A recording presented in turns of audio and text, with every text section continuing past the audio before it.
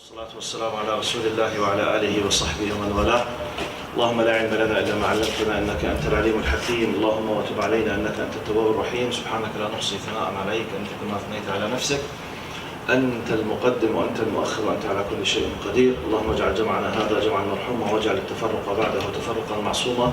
اللهم ولا تدع فينا شقيا ولا محروما. السلام عليكم ورحمة الله. Ask Allah subhanahu wa ta'ala to help me, inshallah, to be of some help in this gathering. This is the first gathering, inshallah, for the university students. And this is my first time that I meet you. I hope that Allah subhanahu wa ta'ala, inshallah, will help me to convey the message. This is the first meeting, and I always say and repeat, لكل شيخ طريقة. Everyone has his own way how to deliver his message.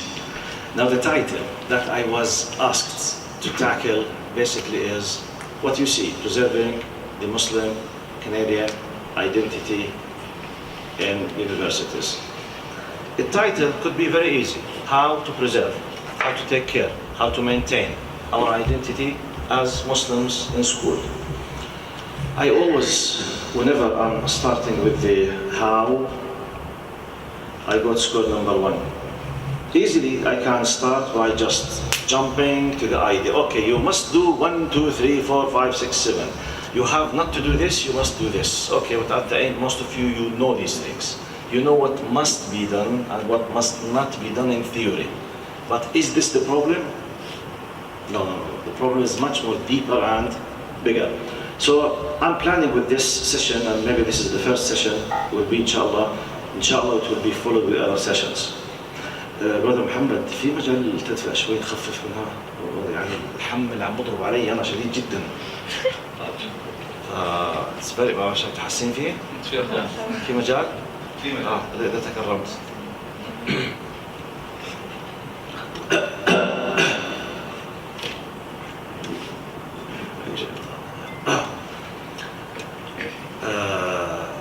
From my experience dealing with many people around the world, you know, I'm a university professor and I'm teaching at a university since 15 years in university. But I'm dealing with the world of teaching since more than 30 years. As a teacher at university or a teacher in the masjid or giving a khutbah or a lesson or a dars or at school, then at university, more than 30 years. Since 1985 I'm dealing with this. So my experience, and with the help of Allah subhanahu wa ta'ala, tells me that this is not just a simple question. How to do it and that's it. The point is much more bigger than this. So I will start with what you say, general introduction. Still, I'm not dealing with the how. And by the way, if I want to deal, just to give you quick idea, to tell you what kind of messages I received from some of you. If you go just quickly, tackle very quickly. You know, this is part of the questions that I received regarding our session today. If you can see, some people, how to remain committed to hijab. Some others, they are talking about Islamophobic comments. Some people, they would like me to talk about discrimination on the campus. Some others, they would like to talk preserving the deen for a future generation. They are afraid of their kids when they are married for their future. Some of them, they would like to talk about science in Islam, how it is to be encouraged rather than ignored.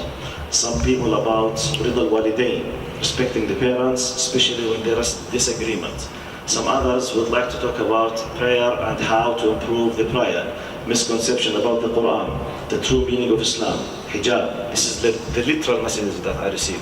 Exactly as I received through the WhatsApp from some of you, exactly as them, without modification. Some of you would ask me for what it's haram to have a girlfriend, mixing between boys and girls. Islam is not a comfort zone. It is a jihad to have Jannah later. Jihad with the literal, with the linguistic meaning, which means to struggle with, the obstacles in your face. Some others, they were asking me to talk about dating and girlfriends. We are not doing anything haram. What kind of harm we are doing? Why not? So if you can notice,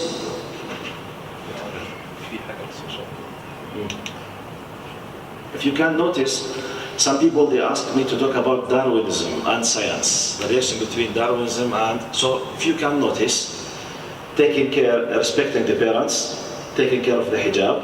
What's the meaning of Islam? Dating, boyfriend, mixing, اختلاط. Most of these things, they are about, okay, we know generally what is the verdict, what's the hukm about them. So we are revolving around, okay, I'm not able to preserve or to take care of the hijab, what shall I do? Or why it is haram to have a girlfriend, if it's haram, okay? And, okay, what is the problem of Darwinism? But for me, if you noticed, this is slide number 29, 28. So still have I 27 slides to reach to your questions. Because if I want to tackle them in an academic way, I must go to what I call, in my way, square number one. So we go to this introduction. As we said, look now, with general introduction, here's the example. I said, note, hygienic system, realize, comes before apply. I'll give a simple example. Imagine, God forbid, that you don't believe that viruses and germs do exist. You don't accept this. And anyone who believes in this, you consider him a backward person. Okay? So therefore, do you accept me telling you what is the proper way to clean your hand? Or does it mean anything for you? You reject the existence of the causes of the causes of the troubles and the illness and the diseases. You say there is nothing such as viruses or microbes, and as long as I can't see them in my eyes, this is just a myth, okay? Khurafa. This is khayal. I don't accept it. What kind of, let's say, benefit I'm gonna get from sitting with you, telling you that, look, it's very important to wash your hand before you eat? Any meaning? Any meaning for this? No meaning. What I'm supposed to do with you, basically, is to convince you that there is, for example, if you don't believe in the existence of viruses, my discussion with you, why you do not accept this possibility. I can't see them in my eyes, for example. But is it the case, anything you can't perceive through your eyes, you don't accept it in your life? This is what? شو مشكلة فيها؟ ها؟ بضل يختفي؟ أنا بحكي لكم معناته بضلني ألمسه، بضلني أحط إيدي عليه يمكن مشان يضل الكونتينيويشن ما ينقطع. ها؟ طيب أنا بضلني أحرك السلايدات إن شاء الله ما بينقطع، بتخيل والله أعلم. جود باي. لازم نضلنا نتحرك معه. When we ignore it, شايف زعل؟ خلاص آسف. خلاص. رجع؟ طيب حتى الأجهزة بتزعل. Feelings. Do you believe in this? Imagine if someone believes that this thing has feelings. طيب, anyway. So my job basically is to tackle the problem of do viruses and germs exist or not, and to discuss. If you accepted the idea that they do exist, then you realized what kind of danger they might be causing, then you must listen to the experts why you should keep cleansing and cleaning your hands every time you eat. And you have the full option not to wash your hands, but face the consequences. Don't complain when you go to the hospital, okay? So this is the way. This is the way of that I'm gonna deal with this problem. So, I'm quoting here, that's why I said, therefore you must know,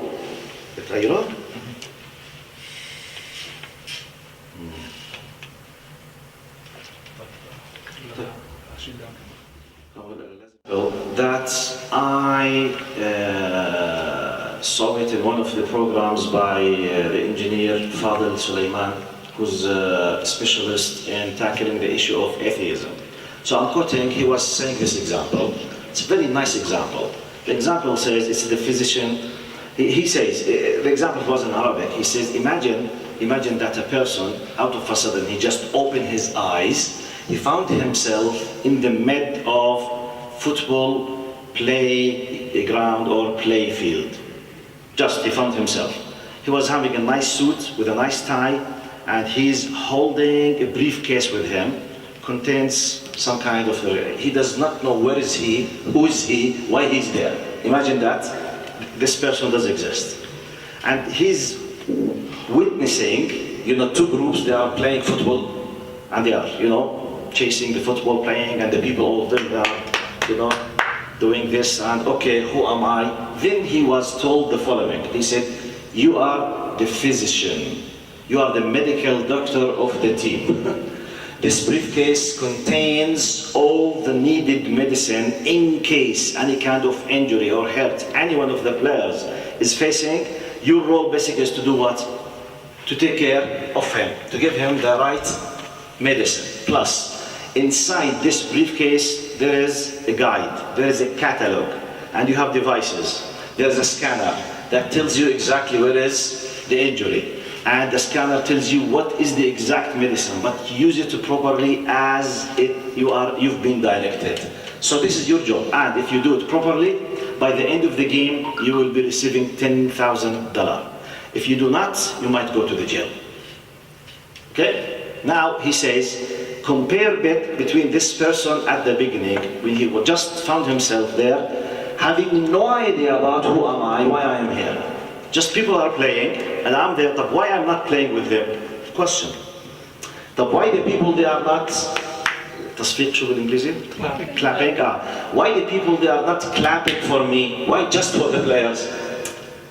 Now, if I don't know the purpose of my existence and what is my job and what are the tools to do my job basically, I'm in a chaos. In a very ambiguous situation. I'm wasting my time. I'm losing everything. I'm in a very difficult situation. But then I was told, or I found a paper inside myself, my pocket tells me you are the doctor, this is what you should do, 1 to 2, this is what you will be receiving. If you do not, this is what will you be receiving. After that, okay, you know. So am I have the tools? Yes. Is it true? Do a test? Yes, that's true.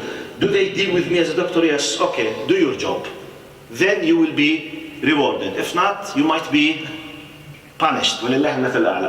This example was used in a context of discussing with atheists and some kind of questions of atheism.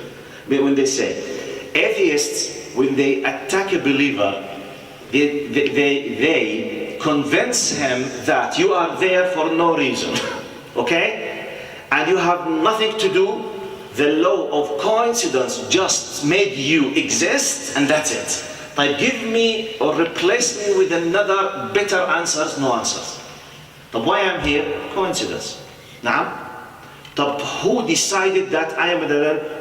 No one knows. خلاص. It's just coincidence. But what will happen? Nothing. You will die and will be a dust, and that's it. That's why atheism, when they attack believers, they don't give them an alternative. They just let them leave the area of comfort. Got my point?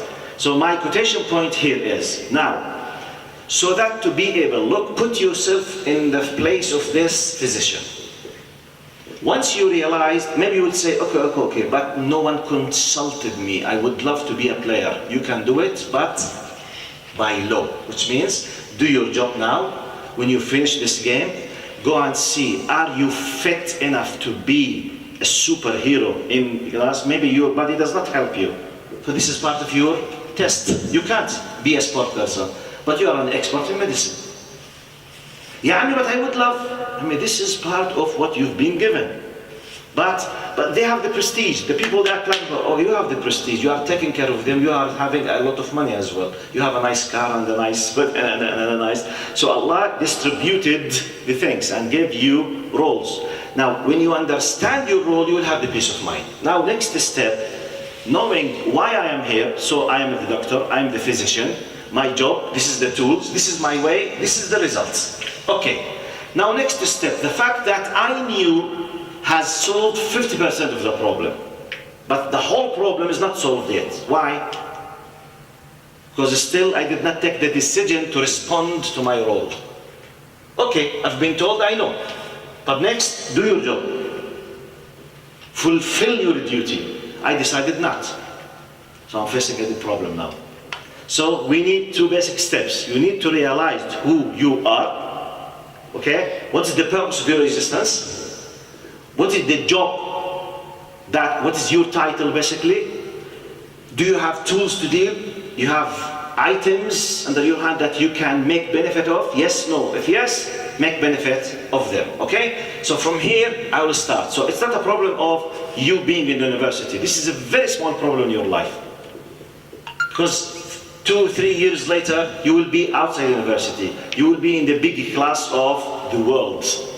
Okay? What is the same problem is applicable. You work at X company, you work at this institution, you work in a multinational corporation, okay. People are asking you, maybe making fun of your identity. Why am I supposed to defend my identity? Why my identity should be something valuable? Why? Why not to forsake my identity? Question. Common sense or not? Here comes realizing what I'm saying. That's why when you realize, you take a decision, face the consequence. Because some people will say, okay. Does this mean if I realize what is Islam and it's a message from Allah and that I have to commit myself? No, but first the consequences. No, not necessarily. We have disbelievers, we have rejectors, we have hypocrites, we have whatever. Yes, but you have to know the following. Believe me, brothers and sisters, maybe the most important law to be understood in this universe, within understanding the universal law of Allah subhanahu wa ta'ala, that every decision in your life, every action in your life has consequences. There is nothing without aqibah. In Arabic, we call it qanun al-aqibah. The universe is built on qanun al-aqibah. Maybe you decide to say, I don't care with Islam. By the way, you can do it. Who can stop you, by the way? Who can? No one. But face the consequences. You have declared war against Allah. But I don't believe in Allah. Okay. Face the consequences. You don't believe in Him. But when you pass away, when you meet Him, still you have doubts. Do you have full evidence that He does not exist? Face Him when you die. Face the consequences. يا عمي, okay, I'm telling you, face the consequences. تحمل نتائج قرارك. But I don't believe. Okay, don't believe. You don't believe, which means you don't accept. But Allah created you with a fitrah from inside, with inner nature that keep telling you that He is there. If you can prove to yourself in full, having the full peace of mind, full comfort that He does not exist, be sure that Allah will not be in justice with you. But as long as you can't be sure that He does not exist. So how come you just delete it, face the consequences? But I decided to follow the rules. I will face the consequences as well. The one who drives his car on the highway, following the rules. Is it easy or difficult sometimes following the rules? For example, the phone is ringing. But yeah, it's a very important call. You would love to respond, yes or no? The law says what? It's prohibited. You are not allowed to use phone while driving. Can you break the law? Physically, can you do it? طبعا you can do it. You are under the possibility of a policeman might see you and you will have a fine, or you might cause an accident. And this accident could be a deadly one or a minor one. طيب, you skipped the first time. It became part of your habit on a daily basis on the highway with a speed of 120 all the time you are using the phone. The possibility of having a deadly accident is becoming, you are breaking the law. صار الحادث, happened. تستاهل. True or false? You deserve it. You are breaking the law. And the law was not designed just for the sake of making your life difficult. It's to take care of you and others. Because when you did the accident, you did not just hurt yourself, you caused the death of others. This is human law. طيب, when I preserve and I take care of the law, basically, I'm losing some benefits, which is, I was having amazing emotions. I would love to speak with my friend. But when I stopped with the new coming break or station or whatever dunia alam, I did the telephone call. شو صار في الدنيا؟ كم واحد مات خلال 5 دقائق؟ No one. As we say in Arabic, شو بده يصير؟ طارت الدنيا؟ Nothing. Sometimes you have to compromise. Harms, benefits, harms, benefits. The same thing is with Allah subhanahu wa ta'ala and with Islam. So therefore, the goal of this session, at least from my point of view, as I did understand, is to realize who you are, what is your job, how to do it properly, what will happen next. Okay? And I mean next كتير. Yes? But for the world, we can see that there are cops here and this telephone, we can see these the roads, and we can see all these things, but can't see Allah. That's true. But can we leave the answer to the end, Malish? I need to finish the presentation, then I will tackle the questions. Okay, brother, inshallah? Jazakallah khair. And when I finish, inshallah, it will be the first question to deal with. Thank you very much. Now, and by the way, now I'm sitting with believers. Okay? I'm not sitting with atheists now. If I'm sitting with non-believers, this will not be my introduction. So this could be part of the answer, because I'm not sitting with atheists now. If I'm sitting with atheists, maybe my first point will be the following question. Do you reject anything you can't perceive through your senses? Or do you accept just what you can perceive through your senses? For example, something you can see, you can touch, you can... If not, I will discuss with you how many things in your life you accept its existence even though you can't see them in your eyes, such as the electrons and neutrons inside the nuclear. Do you believe in their existence? Who saw them? Who saw them on Earth?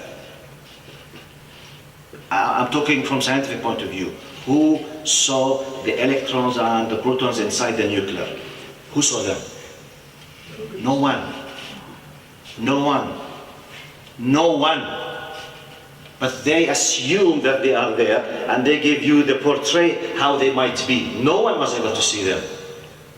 Because they are so small and the speed is times higher than the speed of the light.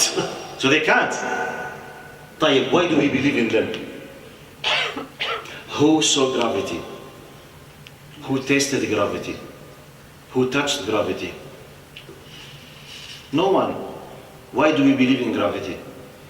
Because of the effect and influence. You see? So basically, if I'm talking with non-believers, this is how I will start. So it's not the case that anything we don't see, it does not exist. But this is not my point. I use this simple example just to take part of it. Okay, brother? Jazakallah khair. Now, so jump into, because most of your questions that came, it's about how should I preserve, take care of the hijab, why boyfriend, girlfriend is haram. So I'm going to square number 1, because easily we will be able to tackle these things. Now I will show you a quick example. نسيت السماعة.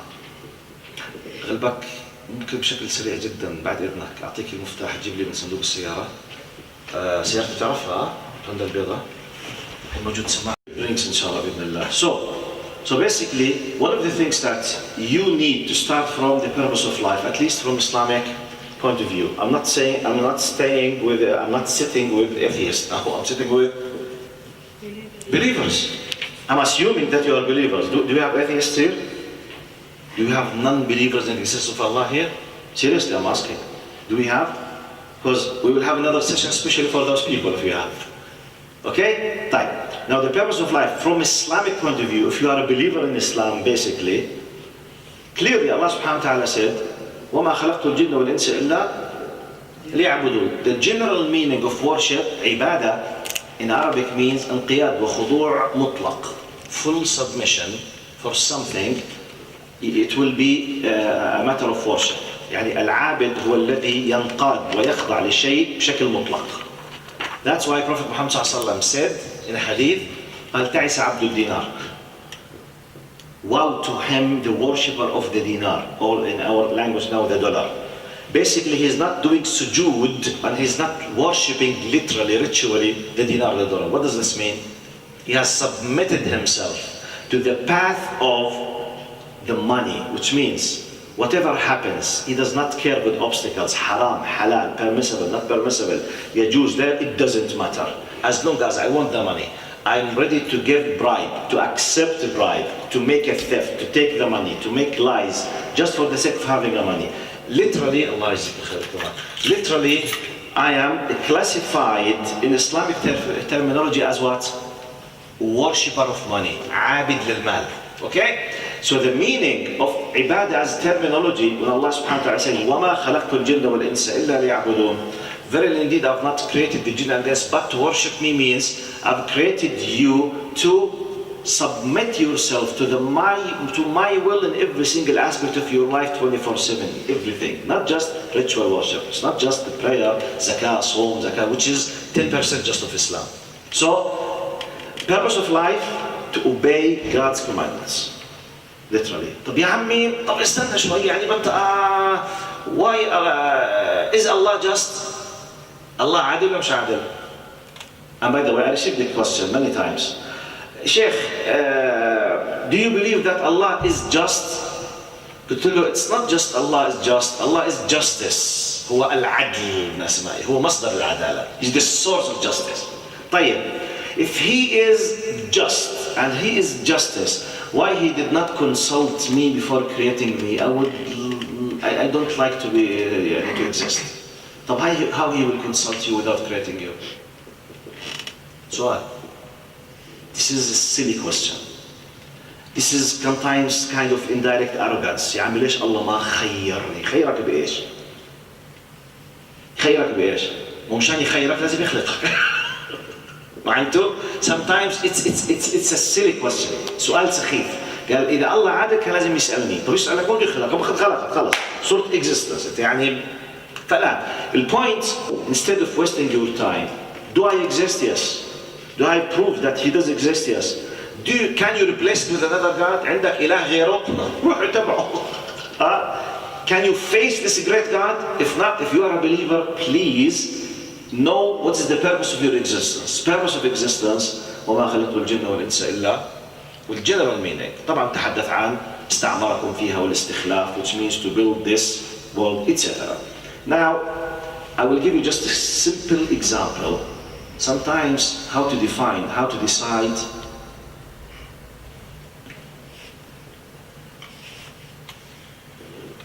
your purpose in this life. من باب الحكمة ضلة المؤمن أن وجدها فهو أحق بها. You know, we should be searching for wisdom.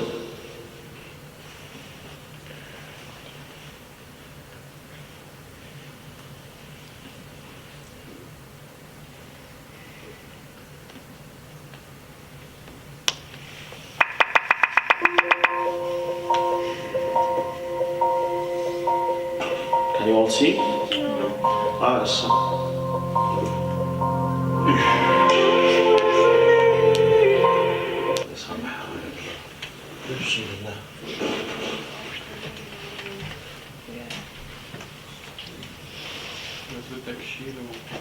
طيب يصير مظبوط. خليش مثلا تشيل ورد احطه.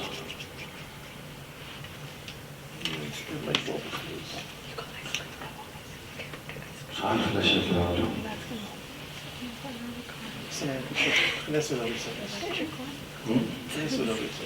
reset.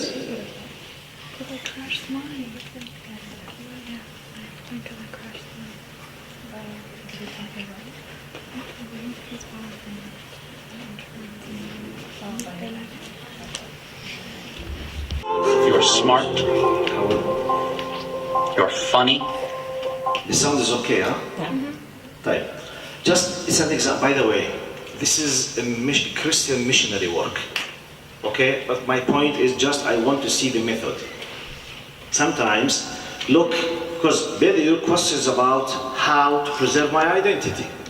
I'm giving you just an idea how others how others do think. So let's sometimes see the others how they think, so we might be, be able to take a benefit. Just an example, okay?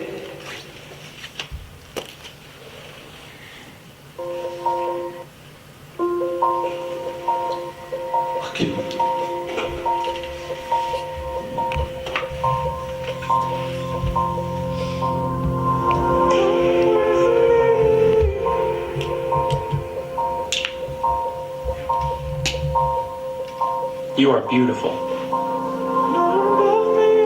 You are smart. You are funny. You are kind. You are unique. You are worthy of love and affection. You are never too much, and you are always enough. You are precious. You are a diamond, a rose, a pearl, the most stunning of all God's creation. You are worth more than you could ever imagine. Worth more than the numbers on the scale, or the hair product you use, or the shoes you wear. More than how many girls wish they were you, or how many guys wish they had you. More than the price tags on your clothes, or the percentage at the top of your math test, or even the number of followers you have on Twitter. Your worth surpasses all earthly things, because in the eyes of the Lord God, you are loved, and you are worth dying for. Regardless of who you think you are. Whether you model in a magazine, or you model pottery with grandma. Whether you're on the hot list or the not list. Whether you're head cheerleader or a high school dropout. Whether you're Miss Popular, or you've never had anyone you could call a friend. Whether you love yourself and love your life, or you can't stand to look in the mirror and you feel as if everything in your life is falling apart. Whether you're such a winner, or you feel like the world's biggest failure, regardless of who you think you are. The reality is that you deserve someone who would give up their life for you, because you are powerful and strong and capable. Read about the women in the Bible. Esther, Ruth, Martha, Mary. These women changed the world forever. And inside of you, each and every one of you is a woman with that same power and that same strength and that same world-changing capability. And your responsibility is to find that woman and to set that woman free. This is who you are. And any voices in your mind that try and tell you differently are from the enemy. And the next time you hear them, this is what you say. You say, "Nuh-uh, not me, Satan. I am a daughter of the living God, cherished, loved, and adored above all things by the Creator of all things, for the glory of Him who is greater than all things. I am awesome." And please, don't you forget it.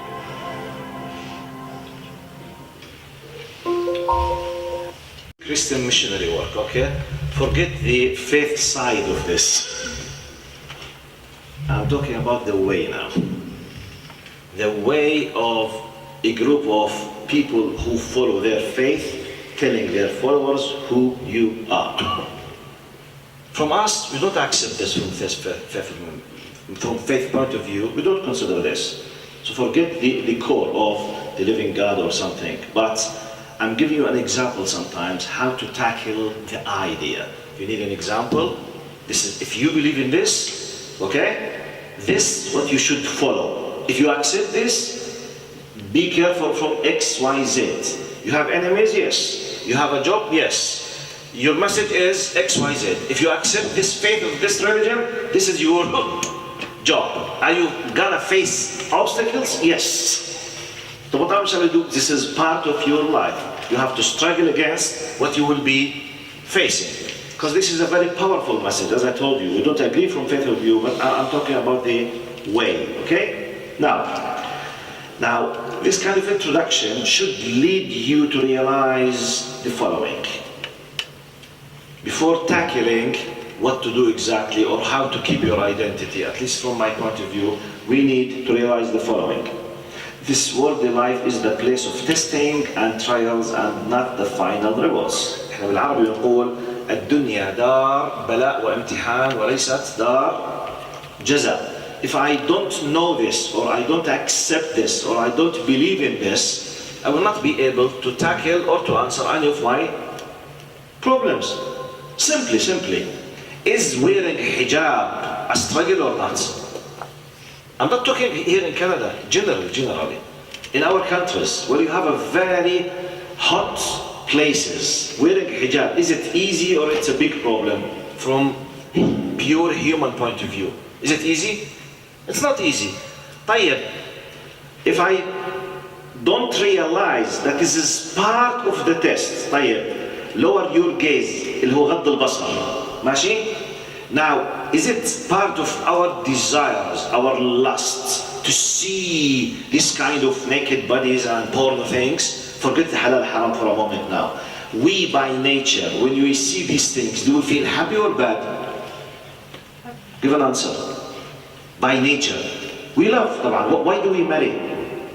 But we stop ourselves from haram things because of the consequences. But as a first step, basically, seeing these things is something nice. True or false? طيب, when I prevent myself, okay, am I suffering or not? طبعا. If I'm not married, I'm not able to marry because I have money. شو الله سبحانه لما استطاع منكم الباءة فليتزوج فإن لم يستطع فليصوم. If you can't pay, you can't take care of a family, you have to fast. But I'm in need, but you can't. Okay, is this a struggle or not? Now, there is another point of view. Go and enjoy yourself. Pay a little amount of money, do what we call a zina, and that's it. No, it is not acceptable. Now, I'm not explaining what is the disaster of the zina, what we'll do. No, I'm discussing. Are we struggling by taking care of al-ahkam al-shari'iyya or not?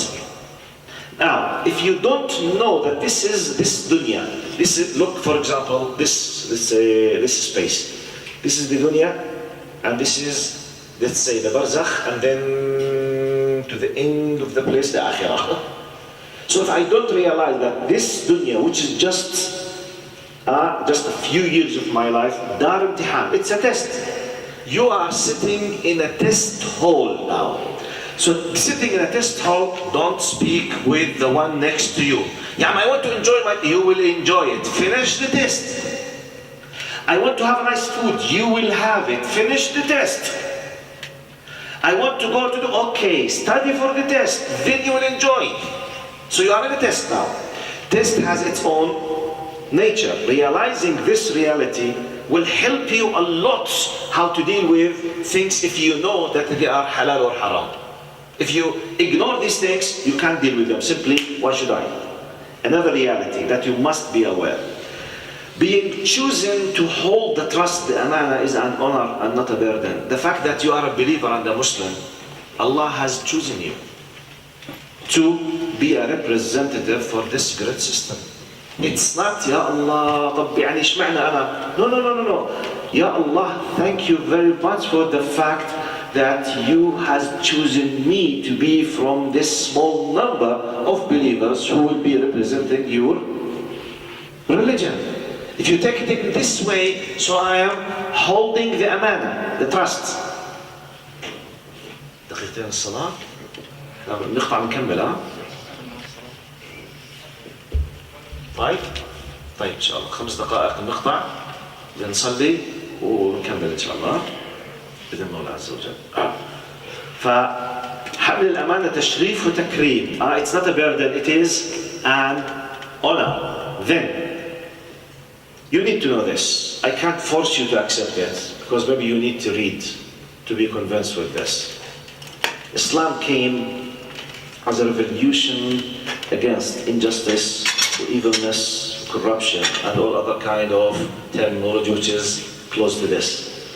So therefore, it is a common result to be attacked and to be portrayed as bad and evil and wrong, etc., as a defense system from the corrupted people. You need to know, the fact that you've been attacked does not mean you are wrong. You need to know that there is the power of evilness in this earth. Go to any country, to any place, corrupted people always they are fighting who?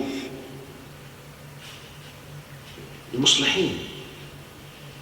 Anyone who want to fix problems will be attacked by the power of the media, of the corrupted people. Because if he fixed the problem, they will lose their power. They will lose their power. They will lose their control. They will lose everything. So therefore, they know that you have the truth. So this truth, if it is spread, they will lose their power. So therefore, now many people, they know that an amazing solutions are there in your system. So if these things, became clear for everyone, evilness, bad people, corrupted people. For example, I'll give you just a simple example, drugs and alcohol.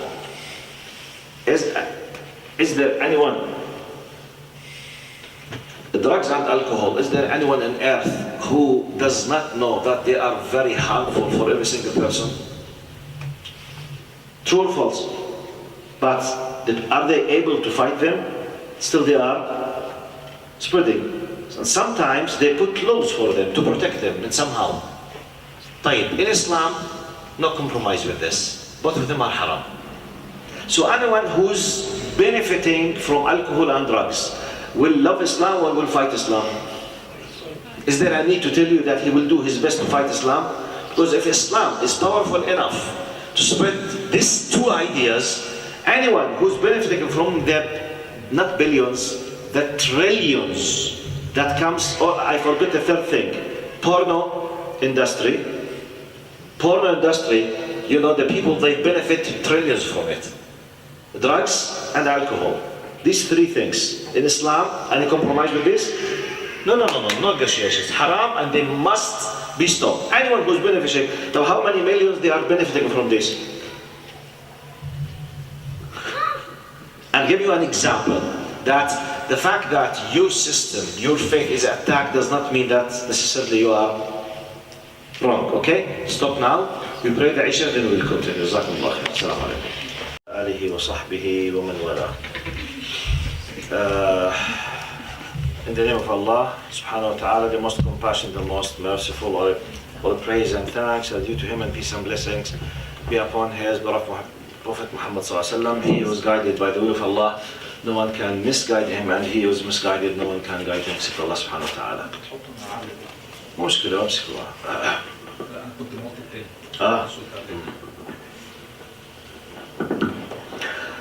Now, I'm still, if you remember, I said this should lead you. I mean, the points of introduction that we have highlighted. شوي تخففوا؟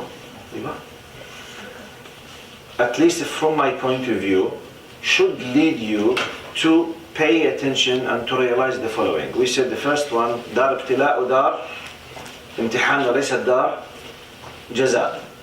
It's like someone in the test hall. He's not supposed to keep complaining why he's not playing football. يعني this is a test time, for example, okay?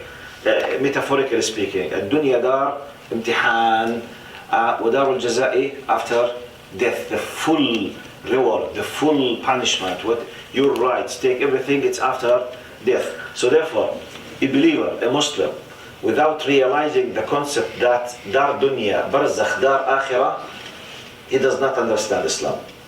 And for us, many of our things, by the way, this leads us to one of the most important facts about believing in the akhirah. And I remember myself when I was doing my high school, there was a question that at school came to us. قال الإيمان باليوم الآخر ضرورة عقلية اشرح. This was the question. Believing in the hereafter is like a reasonable necessity. Reasonable necessity means, imagine if Allah did not tell us that there is hereafter. If we believe that Allah does exist and Allah is just, our minds tell us it's either Allah is just or Allah does not exist, or otherwise a hereafter must exist. This is معنى ضرورة عقلية, which means if Allah is just, we see a lot of uncompleted things in this worldly life.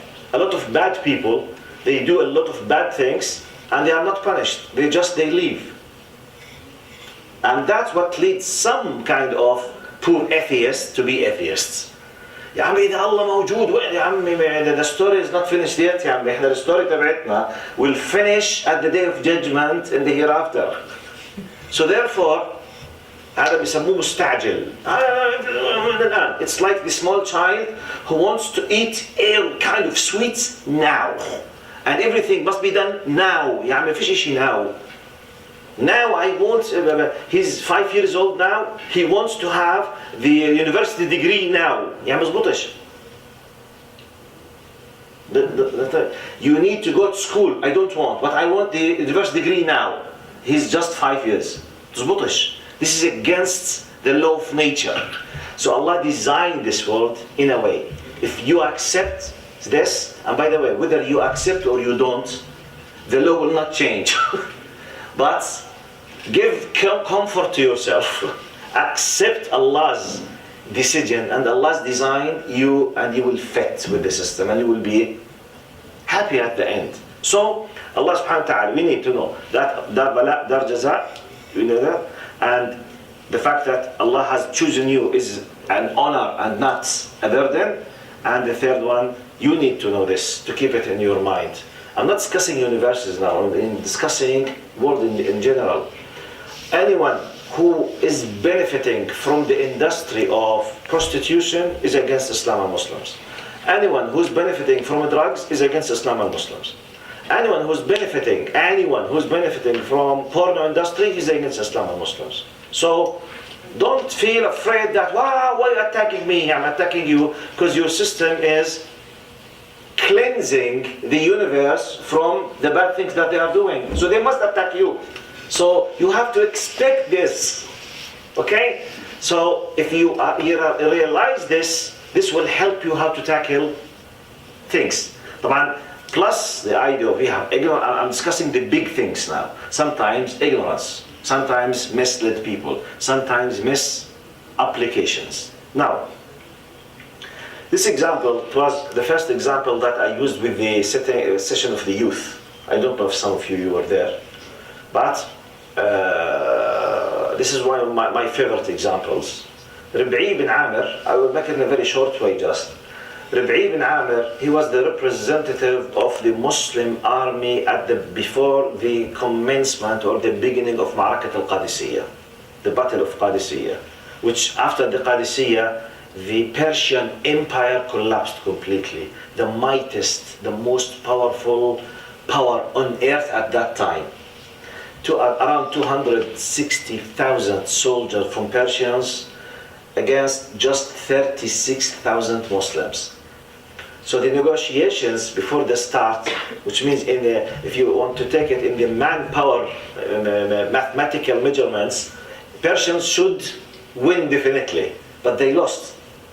Before the start of the battle, the following discussion happened between the representative of Muslims, which is just a soldier. His name was Rib'i bin Amir, a normal person. No one knows who was he. Before this incident, we did not know anything about this person. Maybe he was just a normal person in the desert. Radiallahu anhu.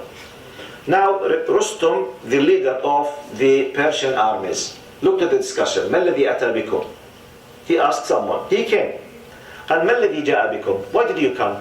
Maybe I assume that Rustum thought those Arabs came just seeking food, seeking money. You want to fight because they are, they are facing hunger, poverty, or whatever. Okay, this is the only thing that he has in his mind. Because Arabs at that time, most of the time, they used to kill each other, and they have this kind of battle between tribes for the sake of what?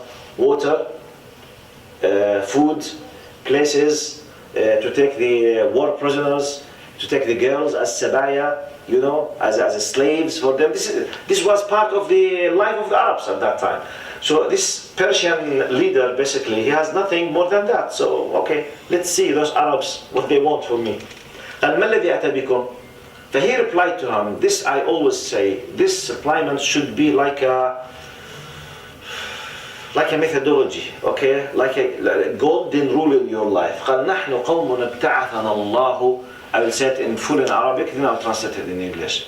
قال نحن قوم ابتعثنا الله لنخرج العباد من عبادة العباد إلى عبادة رب العباد ومن جور الأديان إلى عدل الإسلام ومن ضيق الدنيا إلى سعة الدنيا والآخرة. I'm talking about the role. This Arabian, this who became a Sahabi after that, realized his what? Role in this life. So therefore he was able to stand before the mightiest power on earth, proudly talking about his identity, his job, insisting to fulfill his duty. Got the message? Because our topic is what? Preserving identity of Muslim Canadian students in universities. I'm giving you an example. Now, نحن قوم, we are a people who have been sent by God لنخرج العبادة, to bring the people out from enslaving themselves to be servants and serve just for Allah subhanahu wa ta'ala. قال ومن جور الأديان, from the injustice of religions on earth into the justice of Islam. ومن ضيق الدنيا, from the narrowness of this worldly life إلى سعة الدنيا والآخرة, to this wideness of this worldly life and the hereafter, to let them realize the true vision of their existence. There is God, there is hereafter, there is accountability. I will be held accountable after death. The real life starts after death. Prophet Muhammad says, ما أنا والدنيا إلا كراكب استظل تحت ظل شجرة ثم راح وتركها. He said, he's resembling,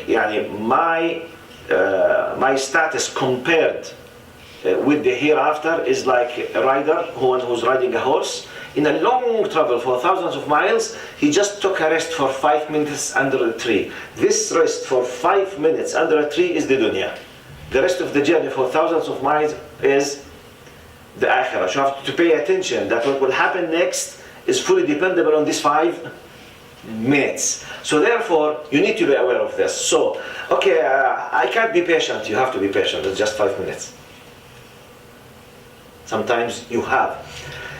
Have you ever taken an injection in your body for a medical treatment? Difficult or easy?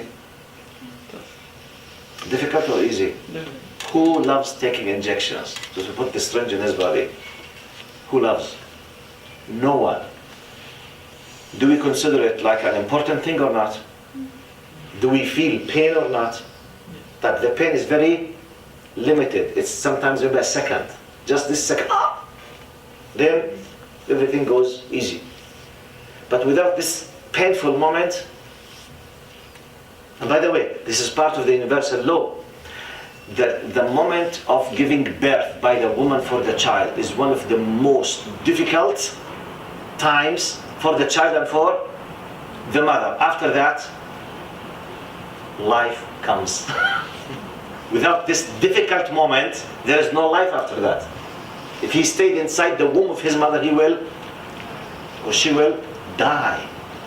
So to get in, out to life, there is a suffering. So it's part of the design of Allah for this universe. You need to know that. So don't look at it, but why it's haram not to do this or to do this? Don't think in this way. Think, is it Allah's will? Yes. Okay. Seek knowledge to know why Allah, the wise, Al-Hakim, decided to ask me this thing. This is how you should approach the things. Not يا بي طب ليش أنا لازم أتحجب؟ طب ما هو no. This is not the way. Ya Allah, thank you, Ya Allah, that I'm a believer and a Muslim. Help me to understand how to present this beautiful thing to others after understanding this, because I'm the representative of this great religion. So the attitude completely will be different. I will not be busying my mind, it's very difficult. No, I'm busying my mind with how to let this beauty be spread for others. You get my point? So completely the attitude will differ, inshallah. طيب. Now, some of you ask me the question, what is Islam? Maybe I was supposed to start with it, but since this is a simple example, I'll give an idea. I will give you an idea now for you, so I will consider you yourself as if you don't know Islam. Okay, to give you an example sometimes, how much times, and I use this example with Muslims and non-Muslims in some of my lectures. Look to this. This is one of my favorite examples. I could not find an image in English, so it's in Arabic, but I will explain it in a very easy way. You see an experiment by someone. Someone decided to do an experiment. Basically, the experiment says that he asked 6 people, 1, 2, 3, 4, 5, 6, yes. He brought those 6 people into like a big hole, and he covered their eyes. So temporarily they are what? Blind. They can't see. So the condition before bringing those people was that none of those should have any idea about what elephant is. So they don't recognize this kind of animal. They have not, if they hear the word elephant or feel, for them it could be a drink, it could be a cloth, it could be a garment, it could be a drink. They have nothing. You don't know what elephant is, okay? So those who do not know what elephant is, they will be brought, their eyes were covered, so they are now blind. So they were asked just to get into a big hole, and they were told that there's an elephant, but they don't know what is it. They said, keep walking till you touch the elephant and tell us what elephant is from your point of view. Okay? So now blindly they were walking now. One of them came to the tail. So okay, Mr. A, Mr. 1, what is elephant? He said it's habl, rope. For him now he's using just the sense of touch. He's not witnessing by his eyes. So it's a rope. The one, for example, told me, what is it? He said it's a wall, jidar, head. The one next to the leg, what is it? It's a tree. You see? Tree. The one with the, the trunk or the chunk? This trunk, huh? But the trunk, it's a snake. The one with the chunk is spear. The one with the ear, he said it's a fan. So, in reality, this is how they perceive the elephant. So this is elephant for them. So when you ask, by the way, look now to the amazing and funny part of the problem. None of them was lying, but none of them was saying the truth. The elephant here is Islam. And this is part of the big problem that many people face when talking about Islam. Many Muslims, this is how they perceive Islam. So this is the elephant Islam. Look, now sometimes for many reasons, ignorance, misunderstanding, not going to Islamic schools, approaching some bad people, misapplication, misunderstanding, and if they are Muslims, okay? They are non-Muslims, the media. Sometimes when you go to a media like Fox News in the United States, 24/7, what they say about Islam and Muslims? 24/7. All bad lies that you can ever imagine, you will find it on Fox. As an example. Amazingly, they say a lot of bad things about Muslims. But if an American guy is sitting all the time listening to Fox News, what is the image about Islam that he will have? You got my point?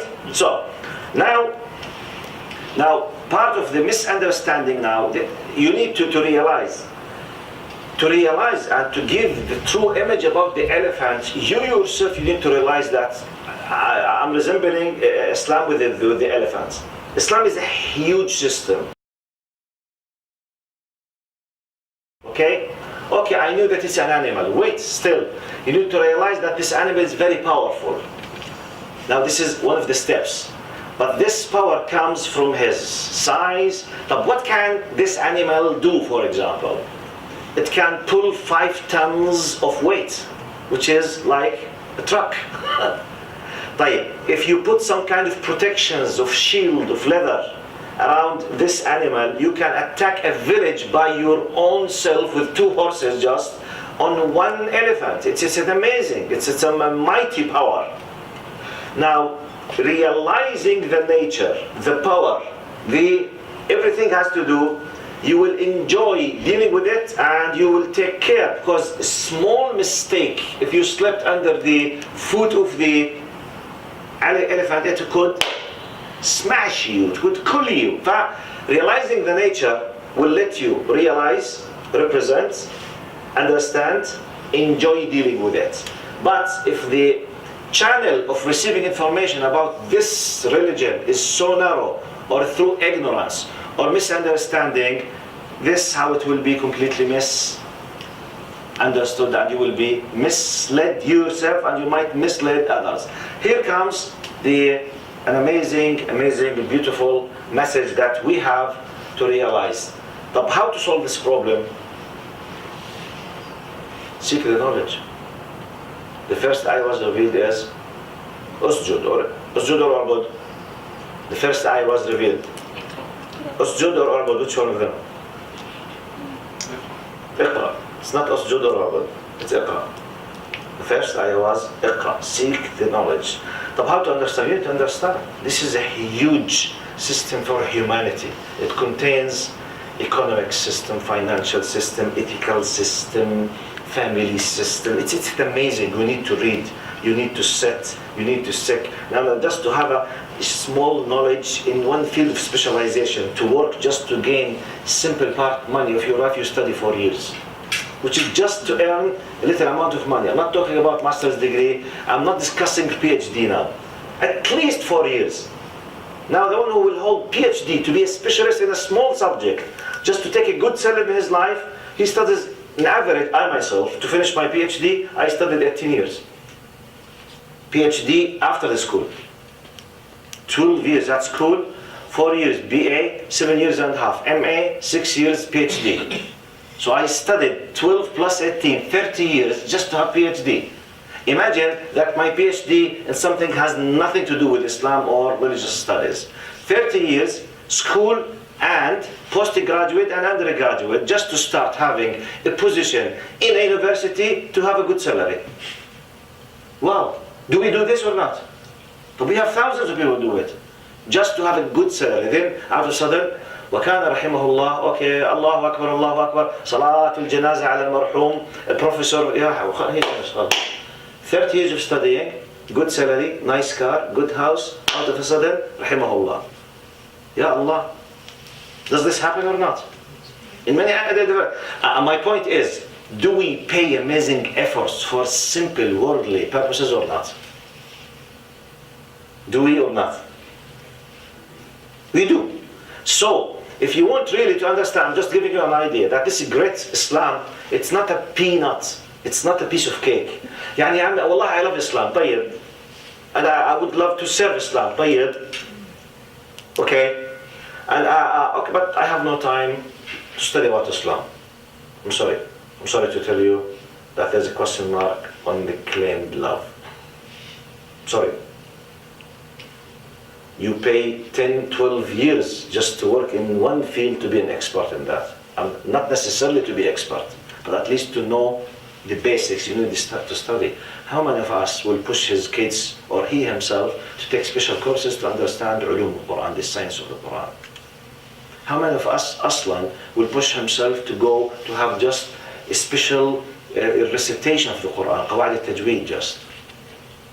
And you know, etc. Now, another example, just to make time easy, to tell you sometimes, because you ask many questions, instead of telling you, look, hijab and obligation, by the way, this is like an opening session, and if you like, for the future, we can arrange a monthly, every 2 months session, where I will start tackling the specific points of yours. Maybe we have a special session just for hijab, just discussing nothing.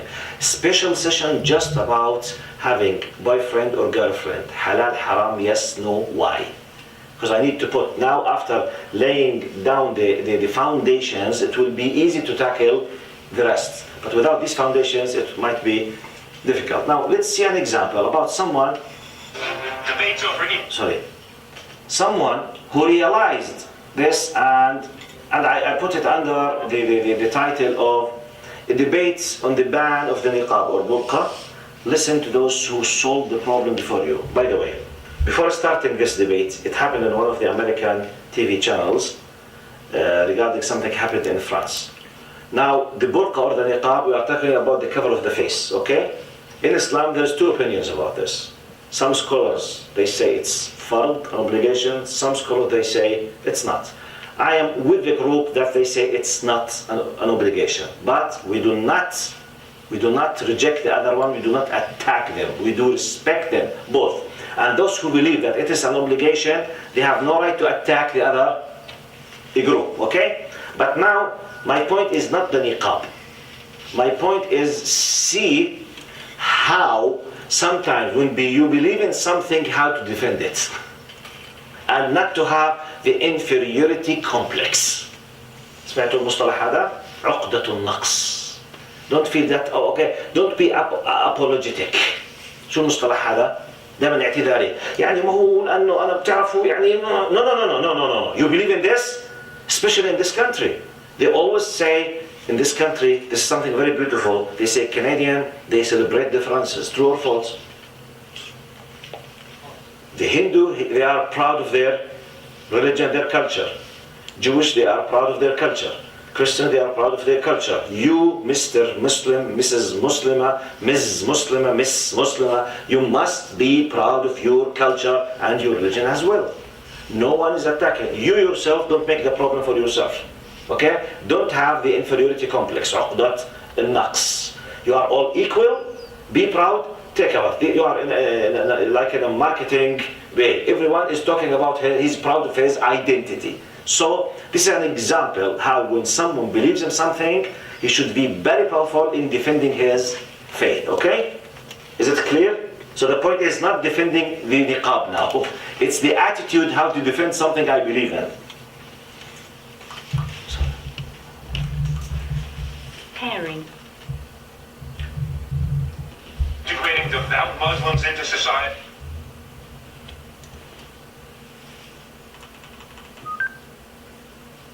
They are not unique. Just 1 second to make sure in the...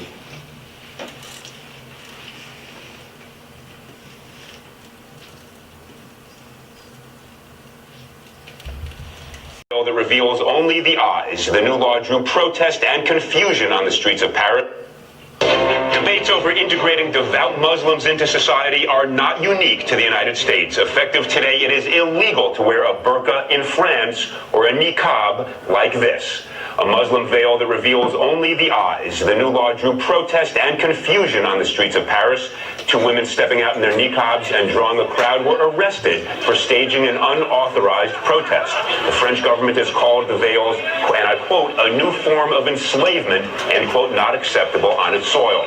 Many Muslims are enraged, but not all. I'm joined by Hiba Ahmed, a writer for the blog Muslim Matters, who's against the ban. She's in Albuquerque. And Mona El-Tahawi, a columnist on Arab and Muslim issues, who wants to see the ban extended everywhere. She's joining me from Washington. Welcome to you both.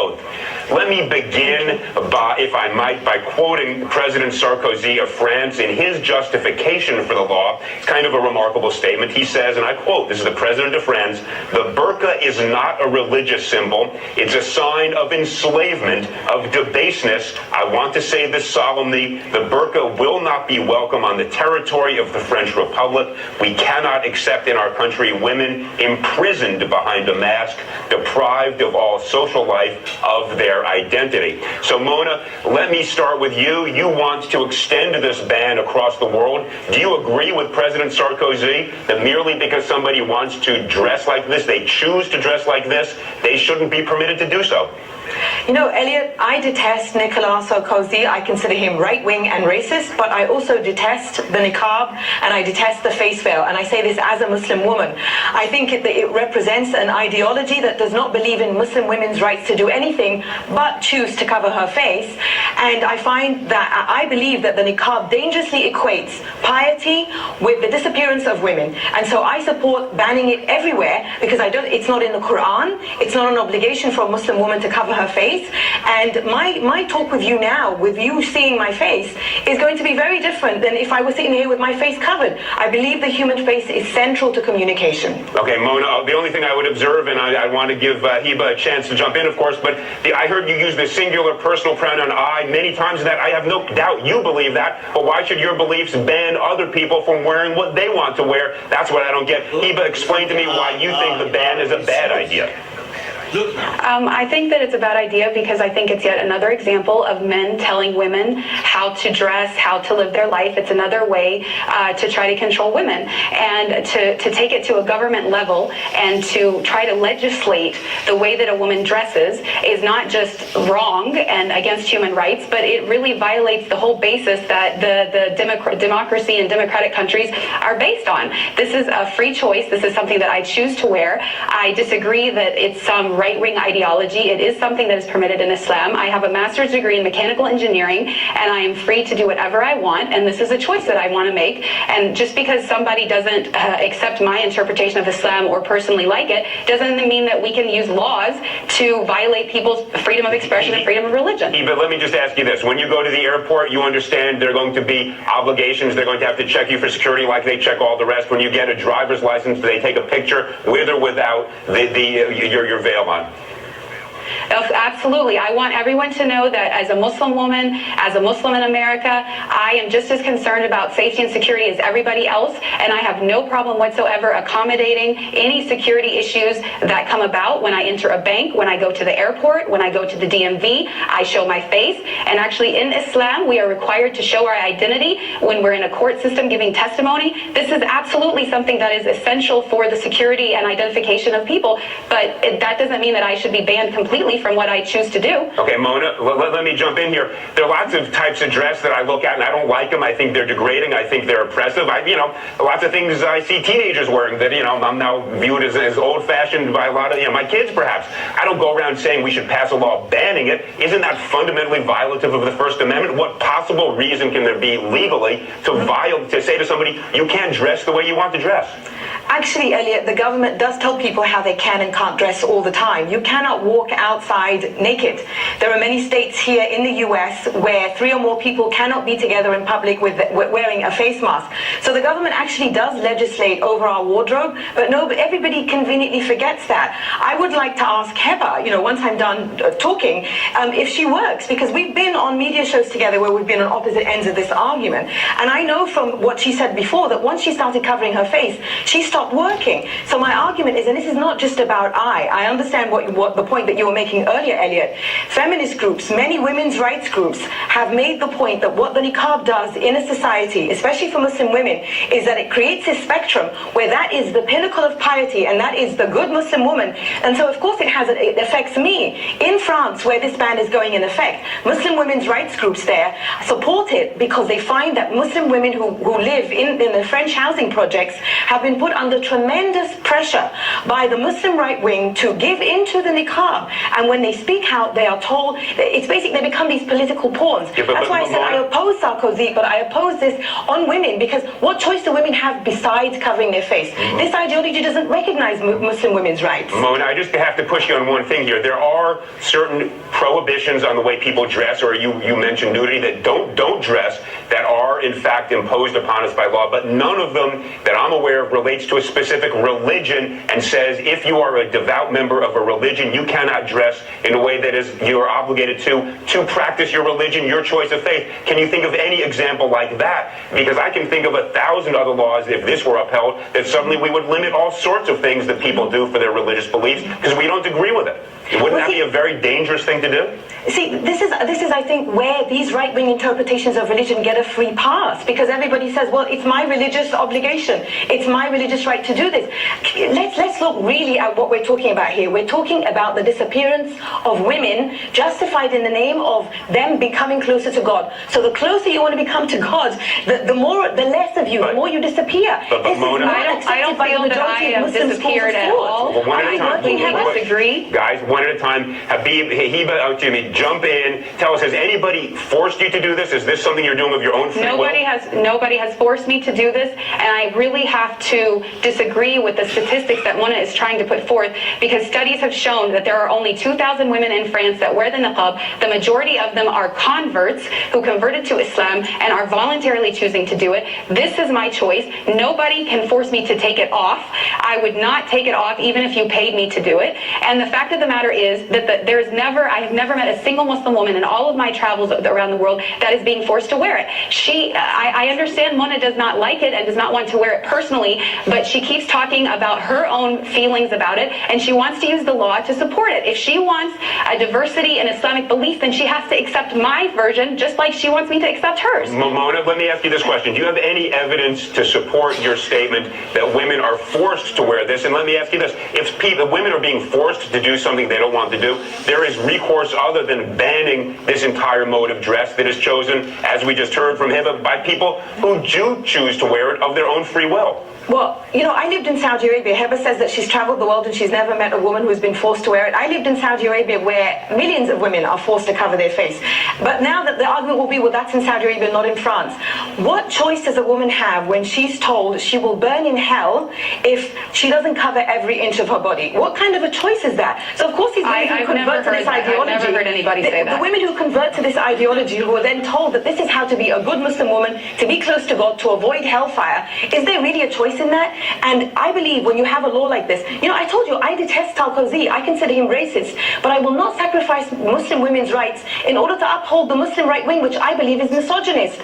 With a law like that, a woman can tell her husband or any male relative who is forcing her to dress like this, the law says I don't have to dress like this. Mona, let's not deal with Saudi Arabia, different customs, different laws. We have a First Amendment. I was talking about France. I was talking about France. Wait, hold on 1 second. In the United States, we have a First Amendment that gives people the right to practice religion as they wish.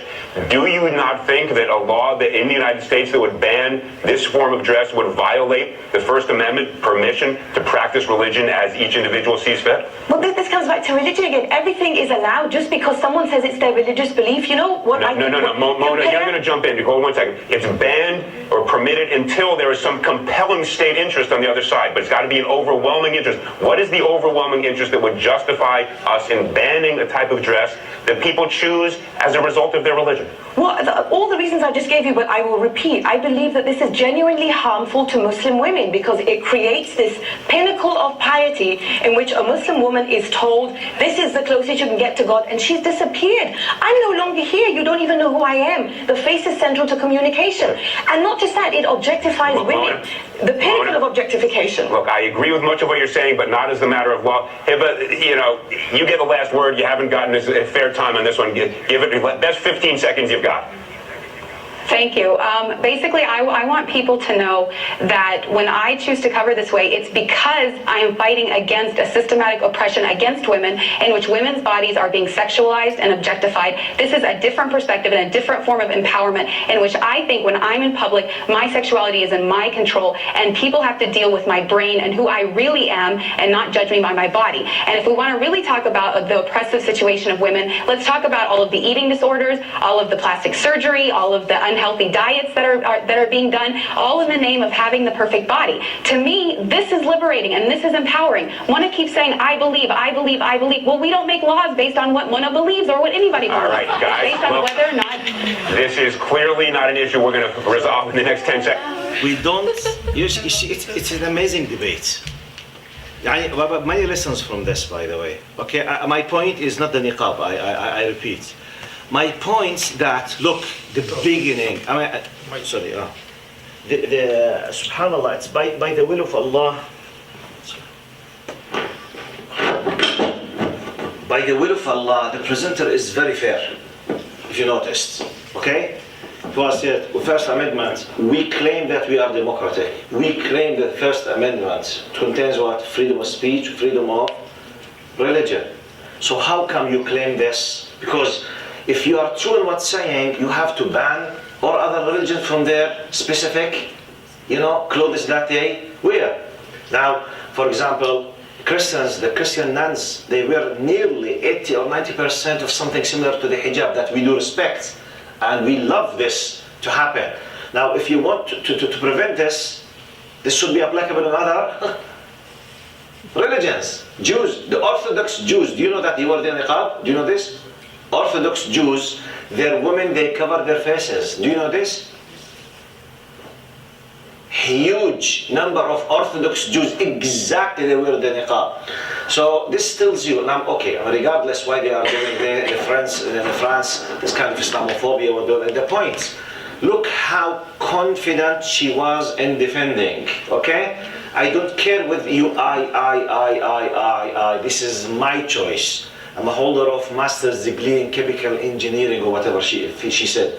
And just 2,000 out of 7 million of France they were at. You are making big trouble, which means there's a question mark on your intention. You have something hidden agenda to attack. My point, this is a good example to see someone who has done it before you.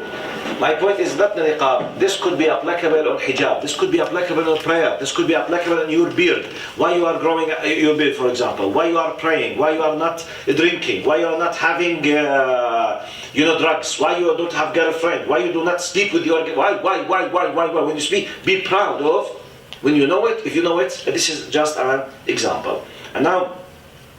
I remember incident كان امتى لازم نخلص الوقت هذا مش منتبه مش حاسس بالوقت يعني 9 يعني ثلث ساعة معنا ثلث ساعة بالأسئلة طب خليني بس 5-7 minutes just to finish 2 small points then I'll open for discussion اللهم صل على سيدنا محمد. As you can see, this is something I hear directly when I was doing my PhD in the UK about 20 years ago. 20 years ago there was nothing such as social media, no YouTube, no Facebook, no Google, nothing at all. So in the UK I heard about one of the sisters that she was a very, very famous lawyer or solicitor. And she's a white British, very famous, well known on TV, very rich and very powerful. And she became a Muslim and she wore the hijab with the Islamic clothing. So many people they felt very sad because they lost her from this community and she became a convert or a revert. So I heard a lot about this lady, but no easy access to hear her directly, no YouTubes, nothing at all. So once I was driving my car, I heard the BBC presenter on the radio, interviewing this sister Sarah, the very famous one who became a Muslim. I remembered his way. It was a very wicked way. He was asking her, I give you the core point of the question. He said, okay, Sarah, okay, we can't interfere in your decision to change your faith. It's your private decision. But can you tell us why did you decide to wear the hijab? This is his way, how he said it, okay? So his accent was, which means it's as if he was saying his attitude, his tone was telling that, okay, you were a very nice, beautiful woman. زي ما بقول مين ضربك على راسك لا you wear this kind of hijab مرة واحدة hijab he was as if he's provoking her and making fun of her decision. Look what she said. She said, I decided, which is similar to Muna that you heard now, amazingly, you learn these things. She said, Wallah, it was drilled in my psyche, her answer, because at that time, okay, I was a teacher of Islamic studies, I was doing my PhD, but I used to give khutbah in my country, I used to be a teacher at schools, and most of the time it's we men, who talk on behalf of women when discussing hijab. As teachers, we are lacking the number of sisters who discuss the concept of hijab in public, okay? So I used to have some certain answers. The traditional one, Allah subhanahu wa ta'ala commanded it is to protect the woman and the traditional classical answers.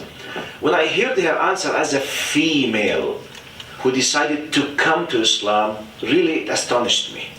Because it's very difficult for you as a male to realize how the female feels in this. She said literally, I decided to wear the hijab to tell everyone in the street that I'm not a sexual object. I want everyone in the street to know when he deals with me, I want him to deal with me according to my humanity, my personality, my character, not according to my body. That's it. It's an amazing message. When you deal with me not according to how beautiful my body is. Does this happen in the streets or not? Many of them, they lie, they close their eyes. Human rights. Go just see the sexual harassment on worldwide level in different countries because of not taking care of such further. But they close their eyes, they attack just Islam and Muslim and the hijab. They do not talk about this kind of disasters that happened from the other side. But it's good. I'm giving just examples, okay, how to deal with such issue. I'm giving you example about confidence, example about to seek the knowledge, example about how to debate, examples about how to defend, example how to be proud of the fact that you are a believer and know exactly, seek knowledge why you should do this, why you are not allowed to do this, and why this is haram or this is halal, or this is permissible or not permissible. Okay, the time flies. As now I finish in 2 minutes. If you notice, this is kind of introduction. If you wish, after this introduction, these are, as I told you, this is what I received from you. How to remain committed to hijab from social media and society. How to deal with Islamophobic comments and racism. I think good topic for the lecture could be how Muslim university students deal with discrimination on the campus, especially after issues involving Muslims come on TV, etc. Now, preserving your deen for future generation, guidelines on how to prepare your children for difficulties, etc. Understanding science in Islam, dealing with different parents, difficult parents, sorry. The misconception about Quran does not equal hadith, and how to differentiate and sort priorities, prayer and how to improve it, the true meaning of Islam, hijab. This is the questions. Why it's haram to have a girlfriend, mixing between boys and girls. Now, this is examples. We can classify them, let's say, for example, maybe to 5 main topics or 6 main topics. We can arrange a monthly meeting. We build. I wanted just to make like introduction, just to break the ice between you and me. If, inshallah, you are interested, okay, we can keep having this kind of meeting for a specific. We agree on one topic, okay? Today is just a general introduction. One topic that we make like a voting, for example. What is the most important thing? You do through it, Brother Muhammad Abdul Rahman, what is the priorities? You do vote, for example, 10, 90%, 80% would like to start, let's say, with the problem of racism, for example. No, the problem of the hijab. No, the problem of, and by the way, at least 20% of the comments it was about friendship, boyfriend, girlfriend, why it's haram to have a girlfriend, for example. From the comments, most of you asked this. We can start with this next time. Special session just to clarify the idea. Is it haram to have a girlfriend or a boyfriend? By the way, is it haram? It's not haram because we have legal ways to do it. You can have halal girlfriend and you can have halal boyfriend through special legal ways. We call it khutbah وزواج. Yes, this is the halal boyfriend girlfriend. Engagement, marriage, the contract of nikah. Okay. Enjoy it. Enjoy it in a halal way. Anyway, so we can discuss it inshallah next time. Jazakumullah khair for being good listeners. Now we have about